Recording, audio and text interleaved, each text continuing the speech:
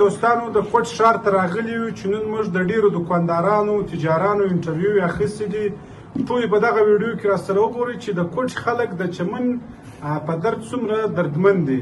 راځئ ویډیو در دې پای راسره وګورئ چې موږ نن د چمن د پرلت په اړه او د بارډر د بندولو په اړه د کوټ ډیر دکانداران ډیر تجاران غایولي دي. راځئ ویډیو در پای راسره وګورئ. چمن بارډر پوه زموږ دپاره د یو برطانیه د امریکې حیثیت یې درلودی. لیکن کوم پښتانه نمایندګان چې دي یا موږ دې نماینده ټاکلي دي بلا تشبیه دا دوی دي لکه اوس فلمي اداکاران. ما خالي ډایلاګونه چې دوی سره استعمالوي په هغه ډایلاګ باندې اوه میاشتې دوې میاشتې درې میاشتې موږ دوکه کې موږ خطا باسي. ژوندی مثال د پرلت ولی دی خواران د څه ټیمه څه ناست محمود خان چکزی زموږ د ټولو پښتنو یو رهبر دی. موږ ټوله په پسې چې دا نن په نن محمود خان اعلان وکړي انشاءالله تعالی دا ټوله پښتانه ټوله کوټه چمن کله عبدالله پښین چې کوم پښتانه پراته دي که دا ککړي سیمه ده دا به ټوله دا ځانونه لکه سپیلني دغسې به دا اور ته واچوي. زه چمن پرلت د چمن ولس لپاره دا پیغام لرئ چې دوی به بالکل زړه نه اچوي. کوم چې بلوچستان خلک خاص کر پښتانه دا ګرده سي سره په وجه ولاړ دي. تاسو د کوټ خلک د چمن د پرلت په حمایت کې یاست؟ بالکل د هغو پرلت په حمایت کې یو چونکې دا 100 کاله 200 کاله دا بارډر چلېدی. د بارډر د بندېدو سره تقریبا د 8 میاشتې کېږي موږ پر کاروبارو دونه اثر لوېدلی دی. مخکې که څومره سودا کېده یا څنګه کاروبار یې لاو اوس د هغه درېیمه حصه هم نشته. چیرې د عوام خپله یو والی نه ښکاره نمایندګان بالکل ګرده جانه دي هېڅ مازې یو ډانچې ښکاره کېږي. چیرې په پرلت کې پښتون متاثره دی دلته موږ متاثره دي. بارډر د بندولو سره زموږ کار ډېر فرق کړی دی بیخي ډېر. مخکې چې به موږ تقریبا چې په دا دوکان باندې 50,000 روپۍ سیل کاوه اوس هغه سیل چې دی راغلی در 15,000 6,000 7,000 روپۍ پورې. بسم الله الرحمن الرحیم. دوستانو راغلي یو چې په کوټه کې حاضر یو. راځو د دغه حاجي ماما څخه پوښتنه کوو چې د وچې میوې دوکان دی داسې به پوښتنه کوو چې د چمن بارډر بند شوی دی ستاسو پر دوکانداري باندې څو فیصد اثر لوېدلی دی؟ ستاسو دوکانداري څو قدر سوداوې کړې شوې دي؟ دوکانداري کوم وخت چې د هړتالونو شروع شوي دي دا بارډر بند دی. زموږ کاروبار دی چې مخکې ما خپل 1.5 لک روپۍ دنده کوله. دا وخت حالات دی چې زه که دا درته وایم چې 2,000 روپۍ مې ولاکه سودا کړې ده. ګای داسې د ورځ راشي چې 2,000 هم نه کېږي. ګای داسې وخت راشي چې ډېره وشي نو 1,000 زما د دوکانو د مکانو د کور خرچ نه کېږي. دا وخت زموږ حالات دی دوکان ډک ولاړ دی د ګراک درک نشته. یعنې دا نن تاسې چې راغلي یاست د ما چې پوښتنه وکړئ چې ما صرف د 800 روپۍ ډرای فروټ خرڅ کړی دی او هغه 800 مې په دا ډوډۍ ورکړې. نو دغه ناست یم ماښام د پریشاني دپاره چې ماښام به کور ته چې شي وړم او د دې حالات به څه وي د دې صوبې حالات د دې ملک حالات به څه وي او زموږ زندګي به څنګه تېرېږي. دغه اثر د چمن بارډر سره ستاسو په دوکانداري دا د چمن د بارډر سره هم دی بلکې د دې ځای خلکو سره زیاتې هم ده. اوس دا د چمن بارډر او د خاص کرکې د دا وخت زموږ حیثیت ګر سره ختم شو. اوس دا چې دی دا د دا وجې دی ټوله اثرات د دا وجې دی. چیرې کاروبار نه وي بارډر نه وي نو د هغه صوبې به څه حال. تاسو د کوټ خلک د چمن د پرلت په حمایت کې یاست؟ بالکل د هغو پرلت په حمایت کې یو چونکې دا 100 کاله 200 کاله دا بارډر چلېدی. اوس څنګه بندېږي اوس څنګه دا خلکو ته تکلیف ورکول کېږي ولې دا خلکو سره دی کېږي؟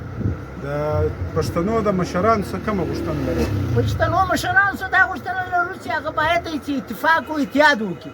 موږ خو دوکانداران یو. دا خو د پښتنو د مشرانو د سردارانو د نوابانو د سیاستدانانو څخه دا خواست دی چې هغه باید ښه کردار ادا کړي او دا مسلې په عالمي سطح باندې پورته کړي. مطلب بارډر خلاص او کاروبار شروع شي. موږ خو دا وخت ډېر په سخت تکلیف کې. الرحمن الرحیم. دوستانو راغلي د کوټ د ښار څخه حاضر یو چې دغه د لوښو ډېر غټ دوکان دی. راځو د دوی څخه دا پوښتنه کوو چې آیا پر تاسو باندې د چمن بارډر چې کوم بند شوی دی پر تاسو باندې اثر کړی دی او که نه دی کړی؟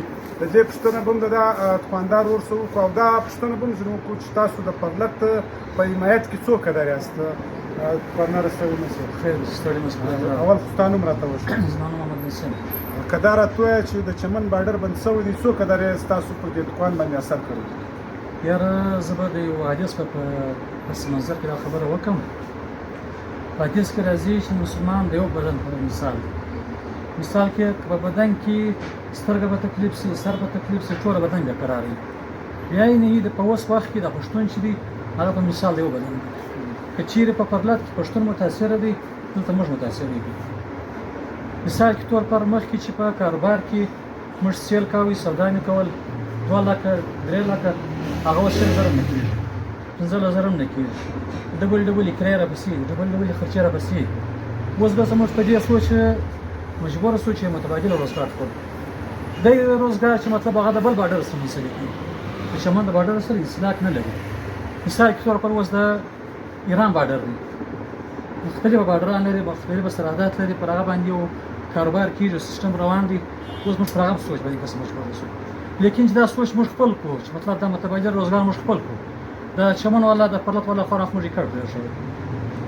نو دا که موږ یو موټ نسو یووالی نه ښکاره، اتحاد نه ښکاره، نو در همیشه به موږ در کوم متاثر روان یو. په معاشي کتر کې به موږ د ګرو ښکاري.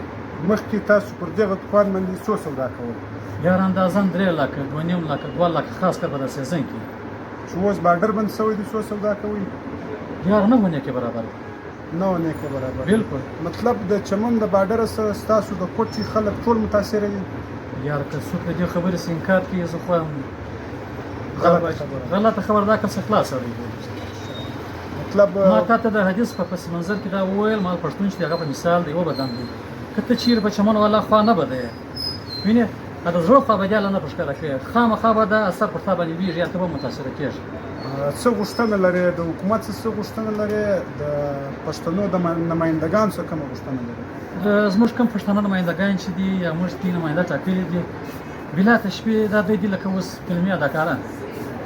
محض خالي ډایلاګونه چې دوی سره استعمالوي، په هغه ډایلاګ باندې 1 میاشت 2 میاشت 3 میاشت موږ دوکه کې موږ خطا باسي. ژوندی مثال د پرلط والا دی، فاران د څه ټیمه سره ناست دی، څونه پریشانه ناست دی. نو د دې څخه موږ هر کوم مطالبه ولر دوی پر ځای کولای نه شي. که چیرې د عوام خپل یو والی نه ښکاره، نمایندګان بالکل ګرځي جان دي، هیڅ مازی یو ډانچې ښکاره کېږي. خو دې نه بدي، مشران دي، قدر لري، عزت لري، احترام لري. لیکن چې دې دا رقم انداز خپل کړی دی چې مطلب په میاشت په 2 میاشت کې ورځ خالي ځان ښکاره کړي، موږ خطا باسي، ورته پټ شي. اوس که څه مطالبه زه نه وکړم، خواست زه نه وکړم، زه یې نه نیسي. څه مطالبه موږ څنګه وکړو؟ کوم مطالبې چې موږ ذکر کړي هغه مو پرځای کړي. کې د ملي مشر محمود خان څخه کومه غوښتنه لري؟ بیا د دې ډېره معافي د ادب لحاظ دی. مشر محمود خان زه دا هیله لرم، ما تا ته وویل پښتون په مثال دی یو بدن دی. مطلب که ته هلته پښتون بیا قرار دلته به پښتون بیا قرار اوس. موږ متاثر یو، زه په حیثیت دوکاندار، په حیثیت تجار محمود خان اساس دا هیله لرم چې مطلب لکه څنګه چې تا خلک په اعتماد کې واخلي، چمن خلک دا هغه رقم د کوټ خلک دا د خلافت د حکومت دی، دا هم ته په اعتماد کې واخله، هغه انداز خپل کله که څنګه چې تا خپل کړی وو. مثال کې طور په کته دا وایي چې مطلب د اسمبلۍ مخ ونیسه، پښتانه هم مسا سره تیار شي، ښکاره کوي مطلب پر دې باندې یو غیرتي انداز ښکاره کوي. مطلب د کوچ پر شاریانو غږ وکړه چې هغه د اسمبلۍ مخ باندې موږ تاسو خواندارانو سره ولاړ یاست چې مشر محمود پر هر لحاظ سره درېږو، که لاره بندي کړه، اسمبلۍ مخ بندي که یو بل اقدام مخکې ولې نه ورسره درېږي؟ زه دلته متاثره ناست یم، د هغې ناست یم، درا خو دا ښه چې په یو روټ په یو احتجاج کې کښېنم، قیصر د هغې ناست یم. ملي مشر محمود خان دا اعلان وکړ چې موږ د اسمبلۍ مخ بندو یا د پنجاب لویه لاره بندو، تاسو خوانداران په هغه کې ګډون بیا ورسره کوئ؟ ولې نه ورسره کوي؟ چا نه ورسره منلې د مشر محمود خان سره هر خبره د سره منل سوې ده، بیا هم ورسره منل کېږي.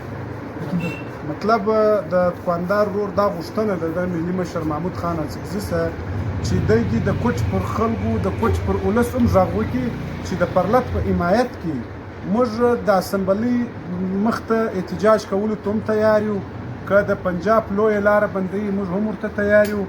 پکار دی دغه پرلط یا دغه احتجاج نور اوږد نشي، نور درانه ګامونه د محمود خان په مشرۍ کې یا د پښتنو د لیډرانو په مشرۍ کې واخیستل شي چې دا د 8 میاشتو څخه بنده دروازه چې موږ ټول دا پښتنه سیمه کې متاثر یو، په دې کې محمود خان داسې ګامونه واخلي چې پر سرکار فشار راسي، هغه دغه د پرلط او د چمن د بارډر مسله ور حل کړي.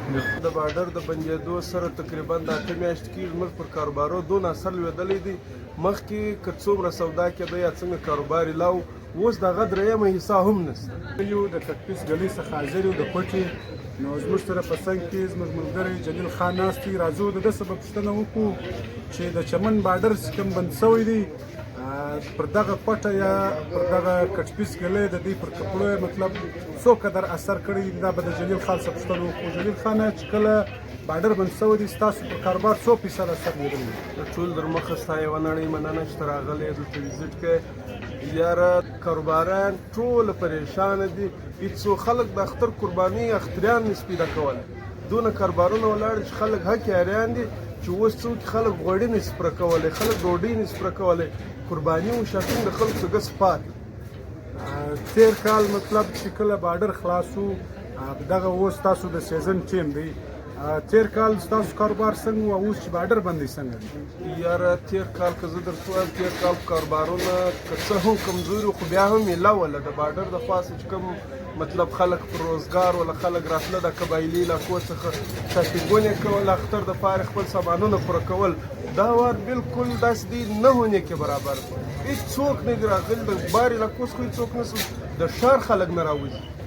خانه کداره تو مشر محمود خان اچکزی چې مطلب د چمن د پرلت خبرې در ډېرې لوړه ځای رسولې دي. د محمود خان اچکزی څخه تاسو کوچوال کومه غوښتنه لرئ؟ محمود خان اچکزی زموږ د ټولو پښتنو یو رهبر دی. موږ ټوله په پسې چې دا نن په نن محمود خان اعلان وکړي انشاءالله تعالی دا ټوله پښتانه، ټوله کوټه، چمن، کلابلا، پښین چې کوم پښتانه پراته دي، که دا ککړي سیمه ده، دا به ټوله دا ځانونه لکه سپیلني دغسې به دا ورته واچوي. دا ګران مشر زموږ غوښتنه هم دغه ده چې اعلان وکړي او پراخ ګامونه واخلي. دا خو ولس ته هم پکار دی چې راووځي. دا خالي د چمن مسله خو نه ده، دا خو د ټولې پښتني سیمې مسله ده. ټول ورسره متاثره دي او ګردو په خپلو سترګو ولیدل چې خالي د چمن د بارډر بندېدو سره څومره خلک، د څومره خلکو روزګار درېدل، د څومره خلکو کاروبار باندې اثر لوېدلی. باید د ټولو صوبو سره د کوم جنوبي پښتونخوا، بلوچستان، پښتون، بلوچ صوبه چې دا ټولې لارې بندې سي او سخت اقدامات واخیستل سي، اسمبلۍ بند سي، د ګورنر هاوس بند سي، وزیر اعلی هاوس بند کړي چې دا خلک مجبوره سي و دې شي ته چې دوی دغه خپل اپیکس کمیټۍ فیصله چې دوی کړې دا واپس واخیستل. مطلب ستا د خبرې دا سو چې ته د مشر محمود خان اچکزي څخه دا غوښتنه لرې چې دی و د کوټې و پښتنو یا د بلوچستان و پښتنو ته دا اعلان وکړي چې د کوټې یا د نورو ضلعو کوم سرکاري دفترونه دي هغه د دې بند کې مطلب دغه ور دي خالی پر چمن نه پرېږدي. دا نور پښتنه سیمې دي هم مطلب د دې پرلت په حمایت کې راوځي او دغه د بارډر په ستونزه کې ټول راشکیل دي. د دغه اعلان وکړي چې موږ دغه سرکاري دفترو بندېدو ته هم تیار یو. انشاءالله چې ګران مشر اعلان وکړي سرکاري دفترونه څه په دا کیند به بیا سړی نه ننوځي نه به بیا راوځي. انشاءالله خالي د ګران مشر یو اډر ته موږ ناست یو. موږ به د خپل ځانونه لکه سپیلني، لکه پتنګان دا ورته داسې ور واچوو. د چمن د پرلت په حمایت کې تاسو څه وایاست؟ موږ د چمن پرلت مکمل 100% په دې په حمایت کې یو.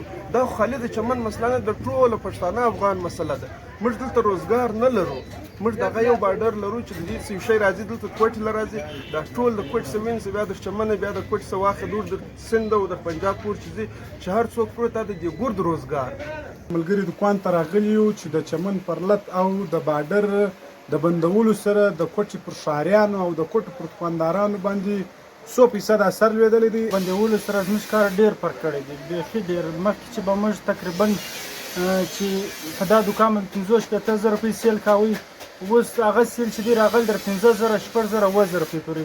دلته موږ کرایې هم ډېرې ورکوو او د موږ ټوټل کاروبار چې دی هغه د دروازې سره دی. دروازه چې بنده شوې ده زموږ کاروبار ډېر ډون شوی دی. او زموږ سره ټوټل چې دی نیمه چې دی د جوګران ورته وایي بوټونه دا باراني دي. ورمې چې کوم د کراچۍ پر لاره وړو هغه موږ ته ګران پرېوځي. ور دلته ګراکان خوښوي نه، موږ د بارډر سره وړو ارزان هم پرېوځي، موږ ته سم وزدریم کې کوي. ورپیلاله چې بارډر بند شوی دی زموږ کاروبار ډېر ډون شوی دی، ډېر لاندې روان دي. ور موږ غټ کرایې ورکوو، په موږ کورونه پیسې دي. که دا راته ووایه سمیع الله خانه د چمن د پرلت او د چمن ولس ته کوم پیغام لرئ؟ زه چمن پرلت د چمن ولس لپاره دا پیغام لرئ چې دوی به بالکل زړه نه اچوي. کوم چې بلوچستان خلک خاص کر پښتانه دا ګرده سي سره په وژه ولاړ دي. دوی به ګامونه غټوي. او بل زه د پښتنو د مشرانو څخه دا خواست لرم چې چې دا مسله د ژر تر ژره حل شي. دا 8 میاشتې به چې دا پرلط ناست دی ورپدې چې کوم شهیدان سوي دي د دې شهیدانو مثال موږ دغه حمایت کوو ورموږ چې په هره لاره د چمن د پرلط والا د خلکو سره په هره لاره ولاړ یو که هغه روډ بندېدنګ که هغه هره مسله موږ چې